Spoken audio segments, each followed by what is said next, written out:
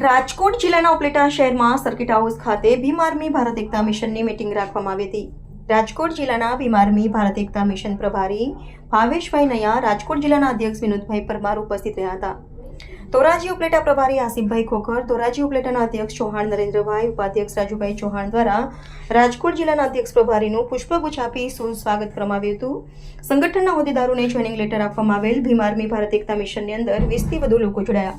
આ સંગઠનને મજબૂત બનાવવા અને બાબા સાહેબ ભીમરાવ આંબેડકરના સાહેબ સંવિધાનને બચાવવા અને હક માટે લડત કરવાની વાત કરી હતી. આ સંગઠનમાં ધોરાજી ઉપલેટા તાલુકાના ગામના લોકો જોડાયા હતા. રિપોર્ટર આસિફ ખોખર, ઉપલેટા.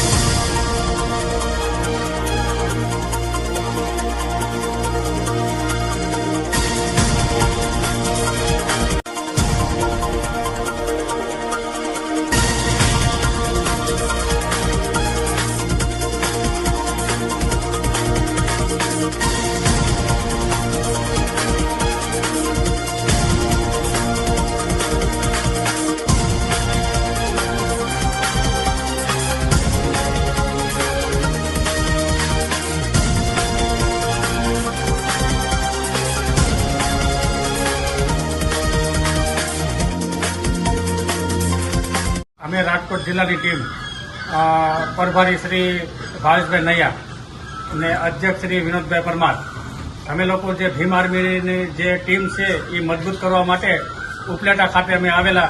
જે નિમણૂક પત્ર આપેલા છે બધાય લોકોને અમારે હસ્તક એવો જય ભીમ, નમો બુદ્ધાય.